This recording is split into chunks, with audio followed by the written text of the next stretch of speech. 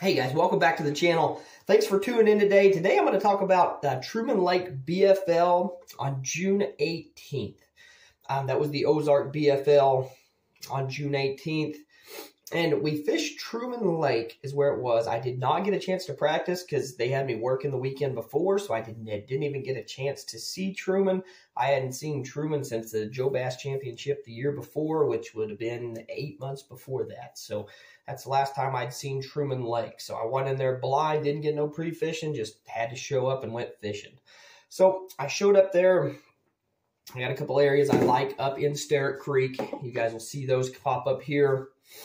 Right here is the first area I showed up to. Is a good bank I like. It is just to the west of the marina right there. You will see.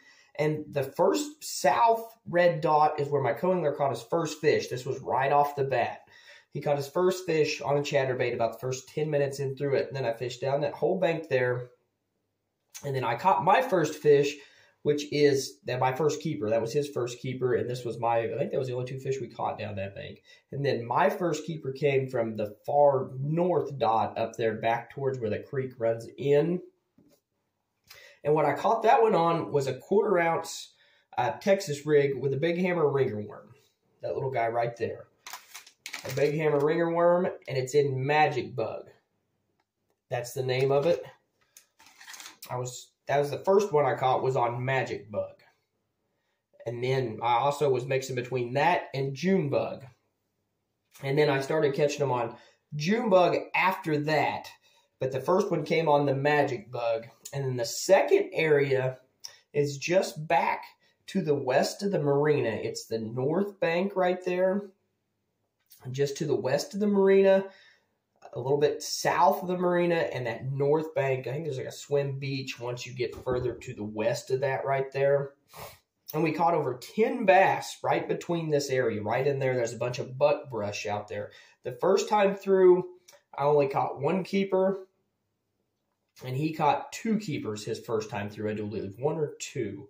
I can't remember if it was one or two that he caught. Oh, he caught one and I caught one the first time through.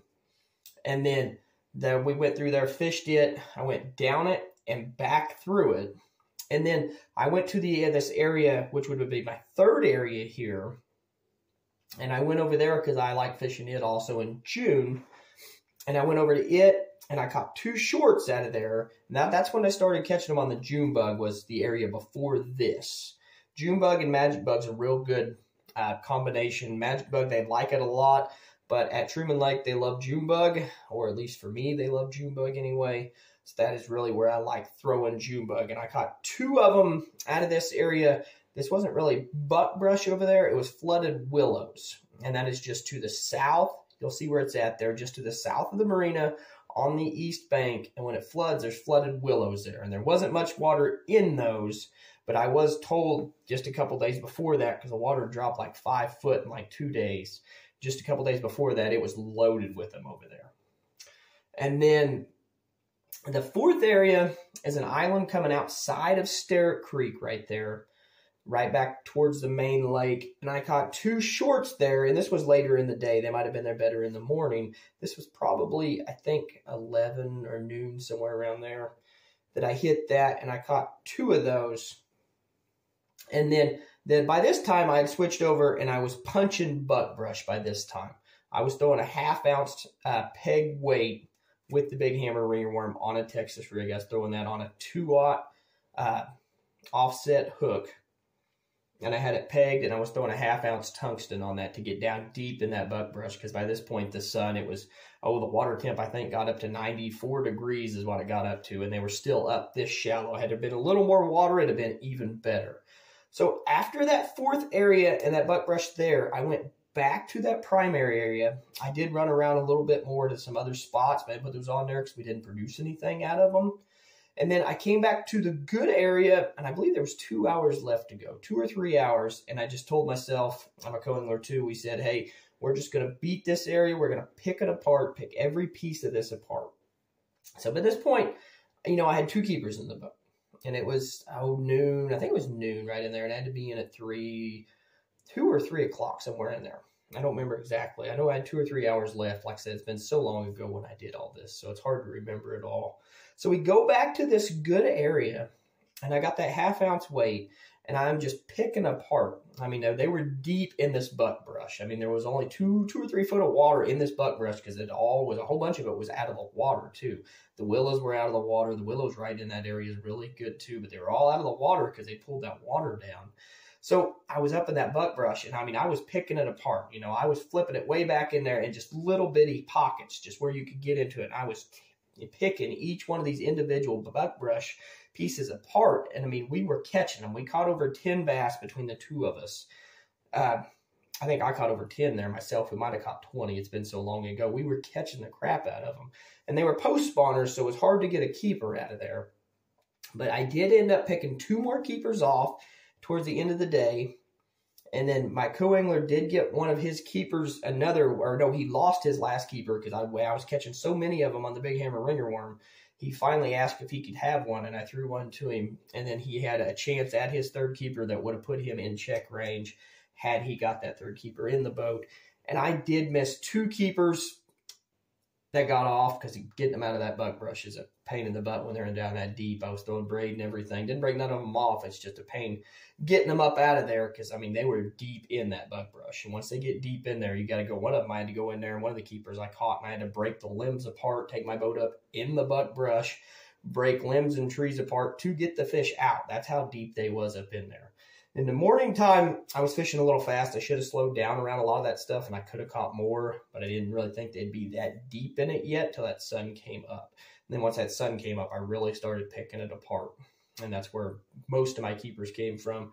And a lot of my fish was from picking that stuff apart. Like I said, when I said picking that stuff apart, I'm talking flipping into just little bitty areas way back in there, you know, just about that big. I mean, just flipping that. And I mean, you'll flip it here, and then 6 inches over, once you pull it out, flip it 6 inches over into the next spot, and just keep flipping and pitching into each little individual area until you pick that whole entire thing apart. Like I said, it'd be probably 6 to 8 passes back down through this bank, through all these buckbrush piles down and through there.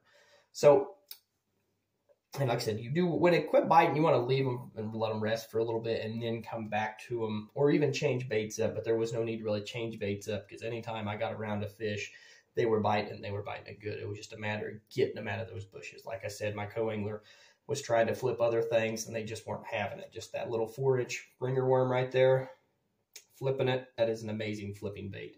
I'll have that the link in the description where you guys can get that at. You can get it at Tackle Warehouse. It's a very popular place for a lot of people. So now why were these, or before we get into that, I ended up finished 67th. I only weighed 4 keepers in. Like I said, had 2 of them on that did get away. That does happen, but I felt like I was accomplished because I hadn't been to Truman in, 10 months, and I had been to Sterritt Creek in that area in, what would have been, 4 years? I'd even seen that area. So just showing up there fishing, I thought I did pretty good. Ended up with 4 fish for 8 pounds, 7 ounces. Tied for 67th place, which was not far out of a check range. Check range was up in 30th place, 37th place, somewhere around there. You'll see it in the video here when it pops up. I'll have that put in there. I know the check was through 11 pounds, 5 ounces. So had I got 1 more fish in the boat, I would have been right there at the check range, which I still felt very accomplished going in with absolutely no practice. Some of these guys, they spend 5-6 days practicing for a BFL. I just showed up there and went fishing on a lake I don't really know that well. I love Truman. I don't know it that well. I wish I lived closer to it and I'd fish it every weekend because I love it up there. So now the next part is, why did I catch those fish there? So I'm not just showing you guys where I catch these fish just so you can go there and beat them. You need to understand why those bass were there. So these bass at Truman, a little secret on Truman is there's always bass shallow on Truman, especially if there's water in the trees at Truman. It's a dirty lake and they stay shallow. They stay shallow all year round. But it's just a matter of the water being up in the trees, because basically it is a holding pool for Lake of the Ozarks. So usually in the springtime and the summertime, there's plenty of water up in those bushes, especially June. They love these areas I showed you in June. And I believe there's a state qualifier for either the Bass Nation or Bass Federation coming up in June, the beginning of June. And if you guys are watching this video, I don't think I'm going to be able to make it to that. I wish I could because I would do great. But go hit these areas.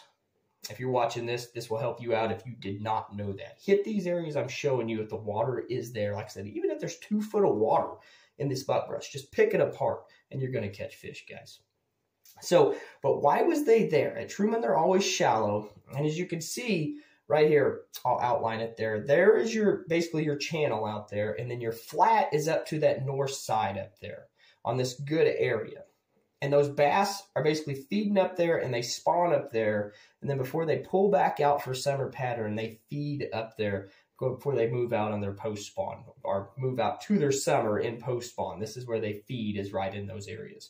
So just pay attention to stuff like that to every lake you go to. And like I said, go find areas like this on that lake. You don't just have to go fish these areas. Just look on a map and look on Google Earth and find areas that are similar to this and go put that pattern to use all around the lake. Like I said, I wish I would have had a couple practice days and I could have found a couple more areas like this, saved a lot of time, and I would have had a limit just easy. But that's just part of it. Showed up, got it figured out later, put the fish in the boat, almost had the one that would have got me in check range. Had I had a little more time of practice, I would have done a lot better. So hopefully this information is helping you guys out. If you guys are still watching, subscribe to the channel, like the videos, comment what anything. You guys got any questions, want to see something, comment on that. You got any recommendations, let me know. I've tried to get this to help all you guys out there. There is no channel that has this kind of information that I am putting out there to you guys. So hopefully this helps you out. And if you guys would subscribe to the channel, and next time you're at Truman Lake, go try these places. Thank you.